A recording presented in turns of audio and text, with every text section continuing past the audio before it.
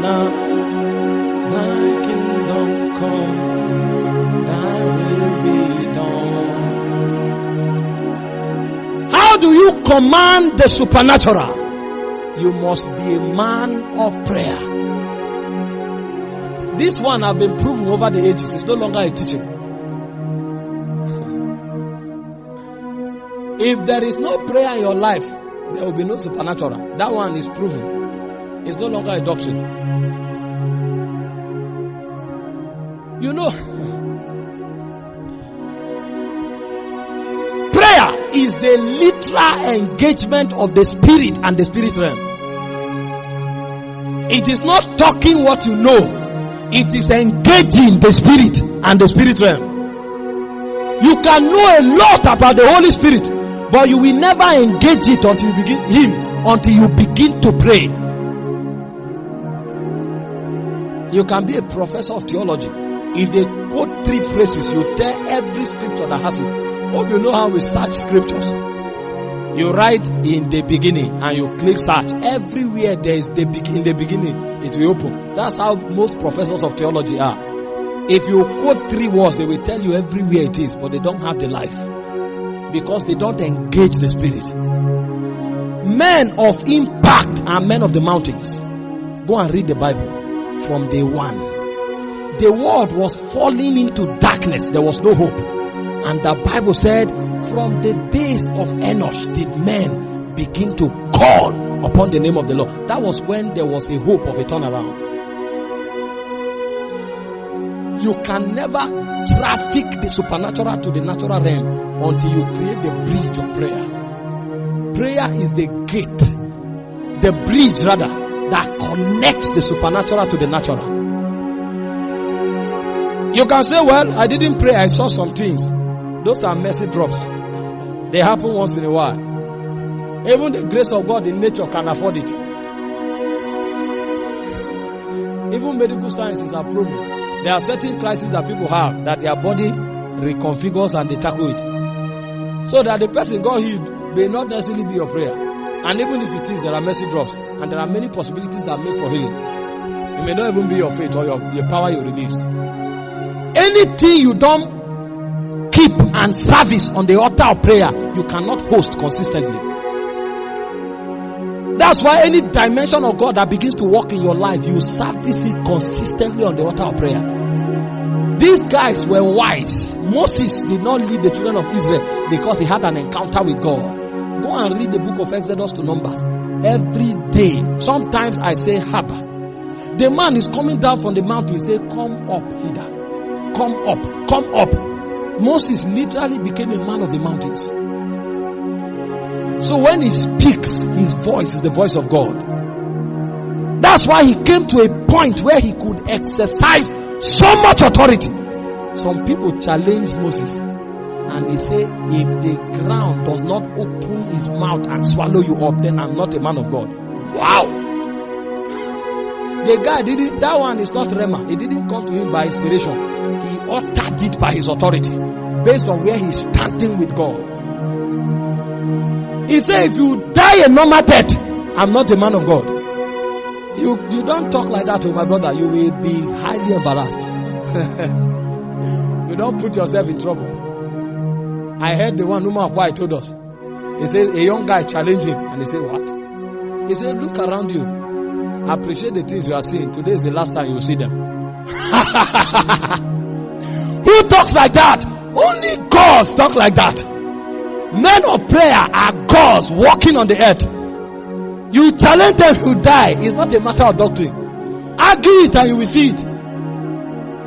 Bishop Oyedepo bought a land in Kaduna and the thugs came. He said, bring with police. Anybody that steps into that land will be struck with irrecoverable madness. The next day by 10 a.m., 3 people were already mad. They brought one to him begging. He wanted to pray and God said, you told me. He said, oh, sorry. You don't know how men wield the hand of God. It's on the altar of prayer. You want to see the finger of God is on the altar of prayer. That's why men like Moses put their habitation perpetually on the mountain. He knew the day he departs from the mountain is no longer relevant. Samuel said, I will not sin against God by not praying for you. And the Bible said not one word of Samuel fell to the ground. It says so long as Samuel lived, the hand of God was perpetually against the Philistines. The prayer life of Samuel was stronger than a garrison of the army. Only the word of Samuel was superior to a mighty army. He didn't need to go to war. In his days, the Bible said the hand of God was perpetually against the Philistines. A time came when Paul wanted to try it. He thought he would try the man of God, and he sent men to arrest Samuel. Do you know who you are talking about? The man is a gatekeeper. He's not only a physical figure on earth. When he stands, his head appears in Zion. Those ones, while they walk on the earth, they stand in the corridors of immortality. When they speak here, heaven move first. Heaven move before men move. Elijah sat on the mountain. He said, if I be a man of God, then let fire come down from heaven. 50 soldiers and their captain were burned. They sent another one. If I be a man of God, let fire. You don't talk like that. You talk when you know where you are standing in heaven. We want to see dimensions of God, and we cannot pour out our life on the altar of sacrifice. We can't pray, and you think, who told you God is biased? The Bible said it's not unrighteous to forget your labor of love. One of those labor is prayer. People don't pray, they want to see things happen in their life. The Bible said the labor of the foolish wearieth every one of them, because they know not how to enter the city. You don't enter the city by doctrine. You enter the city because you are carried by the Holy Ghost. It is the gateway of prayer that brings you to that level of intimacy. That's why these men were men of the mountains. Go and read the life of Jesus. He didn't walk about with the assurance that he was the Son of God. The man prayed every day in the morning. The Bible said a great while in the morning. In the Middle East, they wake up very early by 4 a.m. So if the Bible said a great while in the morning, it's talking about 1 a.m. He prayed here until the apostles come and say the multitude are looking for you. The multitude will always look for him because he's hid on the mountain. You are the one doing all the evangelism strategy. For 10 years you will be 10. And when he leaves the mountain, he sees the deaf, he say open. He sees the blind, he say open. And the apostles thought it's about open. And they came and say he saw a demon, they wanted to cast him out. When they labored for 2 hours, and Jesus came back from the mountain again. Hey, the man that had the son didn't make it easy. He said, I brought my son for you. He's very thoroughly vexed of the devil. He said, but your disciples couldn't cast him out. Oh, but may God help so that we don't have that testimony. Your disciples couldn't cast them out. The guy was not, at least he should have had sympathy on the disciples. They were laboring for 2 hours. Why did Jesus speak and the demon leave? In Matthew 17 verse 2, the Bible said he was on the mountain praying. That's his life. And while he was praying here, he said the fashion of his countenance was altered. His raiment glowed. He was glowing on the mountain. So when he comes down, you don't know the things that happen on the mountain. That's why you want to practice on ground. There's no practicals on ground unless there is encounter on the mountain. The man knew the secret. He stayed there until he touched the spirit realm. So when he comes down, the realm comes with him. The realm rages out of him like fire. Sometimes he enters the synagogue and the demon possessed begins to scream. The man has not spoken, but he came with the realm. The realm that followed him was the witness of who he is. What is your witness? What's the proof? What backs you up? It is where you touch in Zion. I was telling colleagues, I say what you are doing is child's play. I'm looking for a day that we will just step out of our house and the clouds will open. We will travel to heaven. We will stay there for months and we'll come back. We counsel from the mouth of God and change our generation. Many people talking and shouting, nothing happening on the landscape because their voices don't echo in Zion. Only men who are popular among the immortals can change things in the mortal realm. Talkers on the landscape. Very few men of prayer. Go and check the scriptures. Elijah lived on the mountain. Sometimes for 3.5 years he's lost. They had no ambition. They were wasted men. Their lives were wasted for God. They cannot lose in time. Enoch walked with God, the Bible says.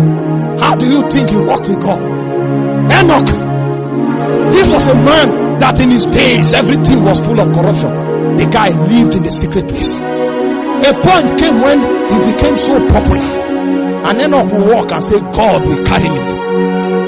In this life, I have lived in the spirit realm until my spirit have been saturated with enough life. I don't need to die to go to heaven. He said, God will take me.